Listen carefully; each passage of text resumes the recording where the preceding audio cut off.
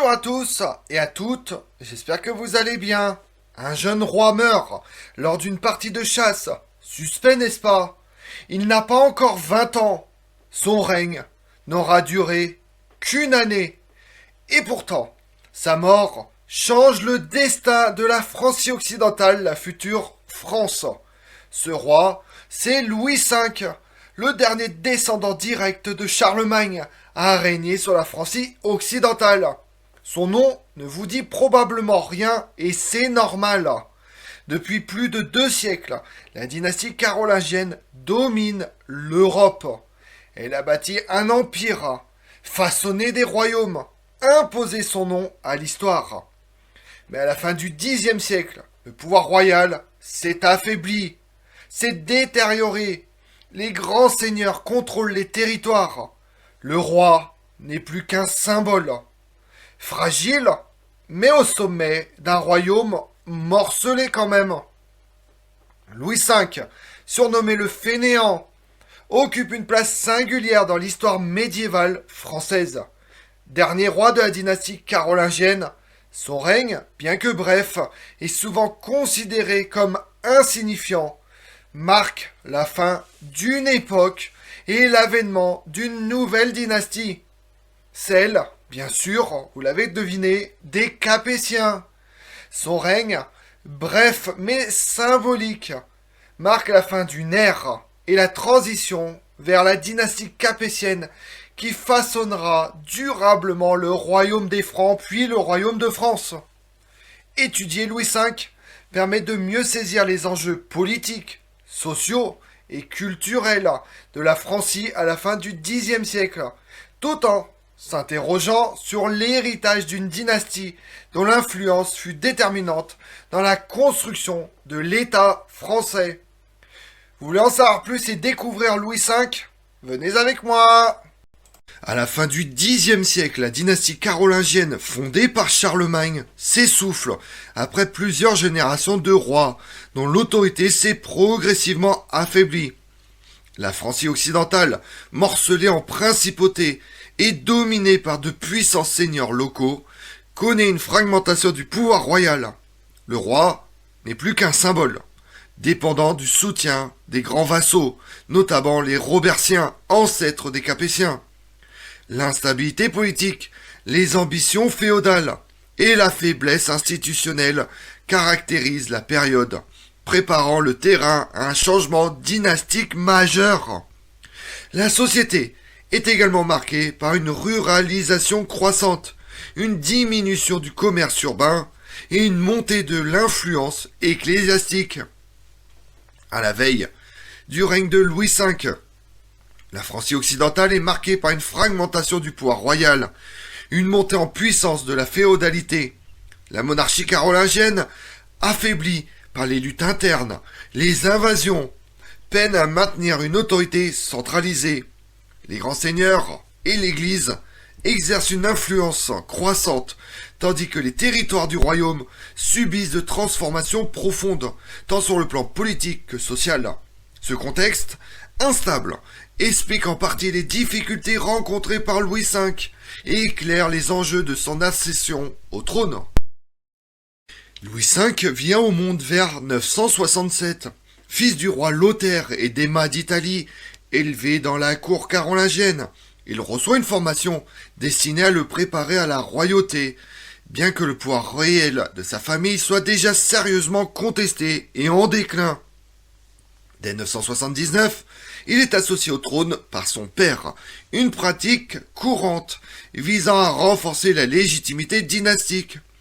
À la mort de Lothaire en 986, Louis V monte sur le trône à l'âge de 19 ans, dans un contexte politique troublé par les rivalités entre les grands seigneurs et l'affirmation croissante de Hugues Capet, duc des Francs. Louis V est le fils de Lothaire. Il est héritier d'une lignée prestigieuse. Il est roi des Francs de 986 à la mort de son père jusqu'en 987. Son jeune âge et son inexpérience contribuent à renforcer la position des grands féodaux qui voient en lui l'occasion d'affirmer leur autonomie. L'ascension de Louis V s'inscrit dans une période de crise et de remise en question de l'autorité royale et même de la dynastie carolingienne. Est-ce que les Carolingiens sont encore capables et légitimes pour gouverner le royaume des Francs? Le règne de Louis V, 986-987, est extrêmement bref et marqué par une absence quasi totale d'initiatives politiques d'envergure. Confronté à la puissance des grands féodaux et à l'influence grandissante de Hugues Capet, Louis V peine à imposer son autorité. Ça nous rappelle les rois fainéants qui étaient pris en étau entre les grands aristocrates et surtout les maires du palais, les futurs carolingiens qui détenaient tous les pouvoirs. Louis V est dans la même situation avec Hugues Capet et avant lui Hugues le Grand. Son père, Lothaire, ne pouvait rien faire sans l'aval de Hugues le Grand. Les sources contemporaines témoignent d'un roi isolé, dont le pouvoir est essentiellement nominal. Les relations avec l'Église et les grands seigneurs restent tendues, et aucune campagne militaire significative n'est entreprise durant son règne. Le qualificatif de fainéant attribué à Louis V s'inscrit dans une tradition historiographique remontant aux chroniques médiévaux, qui cherchaient à expliquer le déclin des Carolingiens par l'inaction de leurs derniers représentants. Cette appellation, reprise et amplifiée par les historiens modernes, soulève néanmoins des questions quant à sa validité. Est-ce que Louis V était vraiment fainéant? Certains chercheurs estiment que le contexte politique et social limitait fortement la marge de manœuvre du roi, rendant toute action très difficile, voire totalement impossible. D'autres, à l'inverse, voient dans le règne de Louis V l'incarnation d'une monarchie déclinante, incapable de répondre aux défis de son temps. Ce débat met en lumière les enjeux de la mémoire historique, la construction des légendes dynastiques. L'Église, acteur incontournable de la vie politique, intervient fréquemment dans les affaires du royaume de France. Louis V sollicite l'appui des évêques pour affirmer son autorité, mais ces derniers privilégient souvent les intérêts locaux. La collaboration entre la monarchie et l'Église demeure fragile, accentuant la vulnérabilité du pouvoir royal face aux ambitions des féodaux. Louis V s'efforce de consolider le pouvoir royal, mais ses initiatives se heurtent à la résistance de la noblesse. Les grands seigneurs, dotés de vastes domaines et d'une armée privée, cherchent à préserver leur indépendance. Leur puissance et leur territoire sont beaucoup plus grands que celui du roi. N'oublions pas que le roi à ce moment-là et les premiers Carolingiens règnent approximativement uniquement sur l'île de France et l'Orléanais et quelques territoires éparses.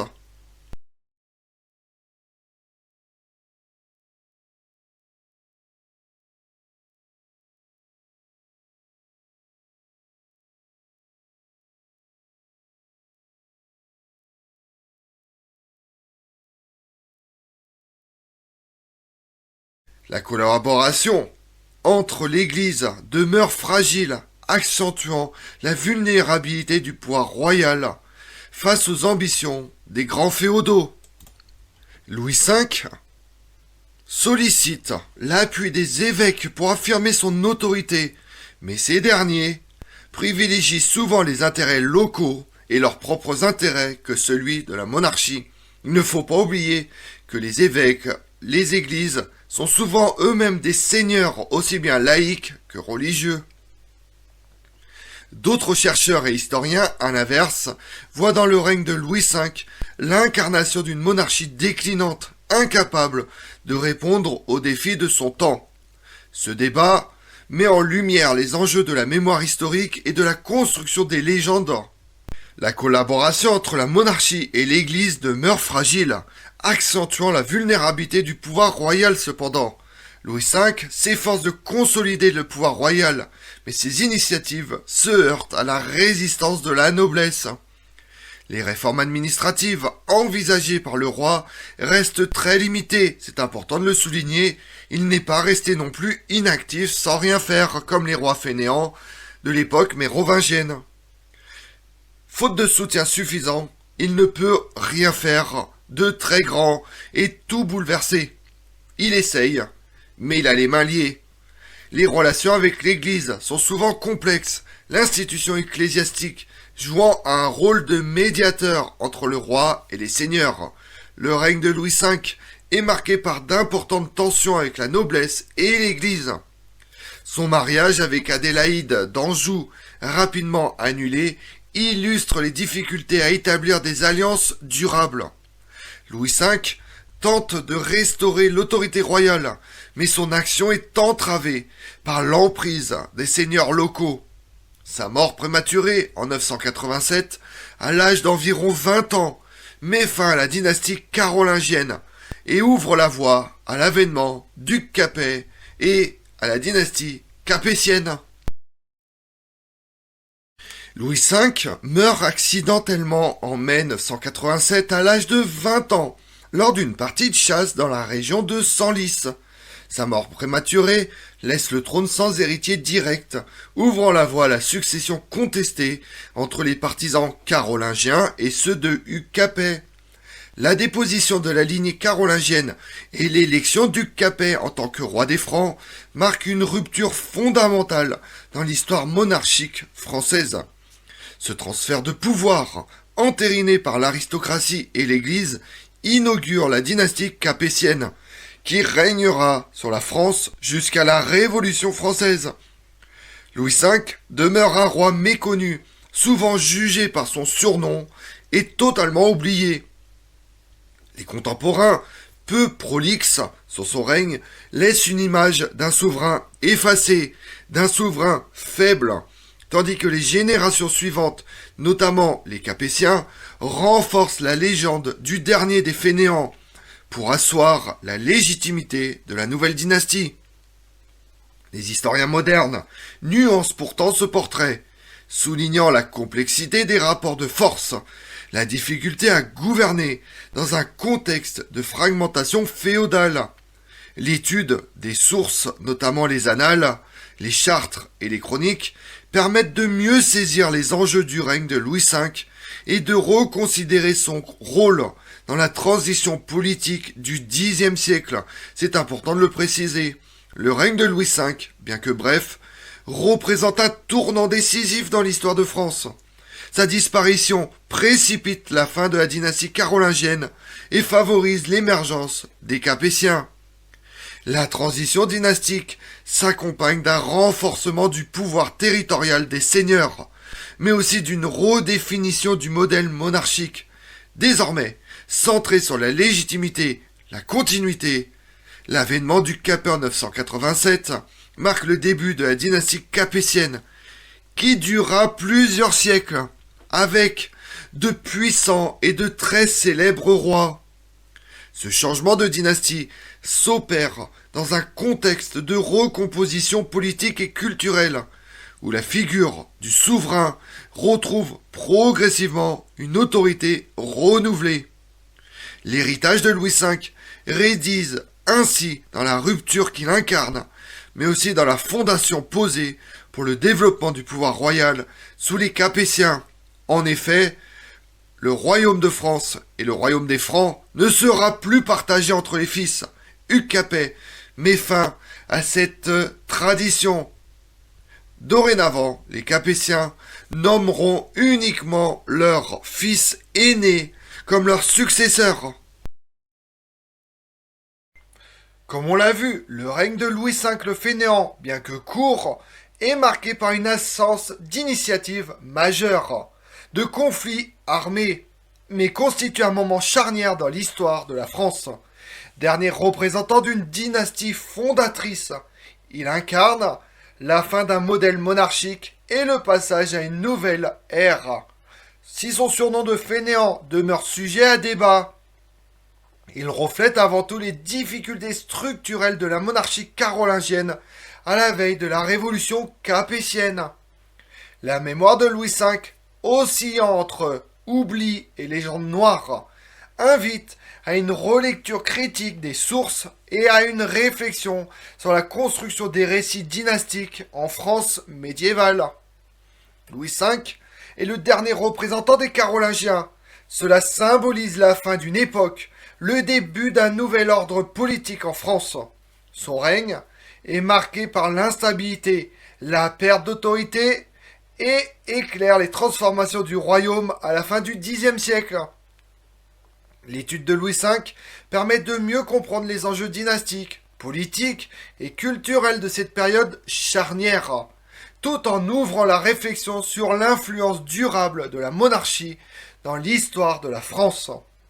En définitive, l'héritage de Louis V, bien que souvent occulté, demeure essentiel pour saisir les origines et la construction du pouvoir royal sous la dynastie capétienne.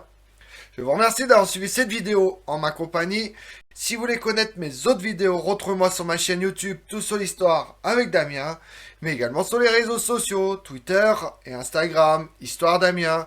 Et pensez à liker, commenter et vous abonner. Je vous remercie à tous.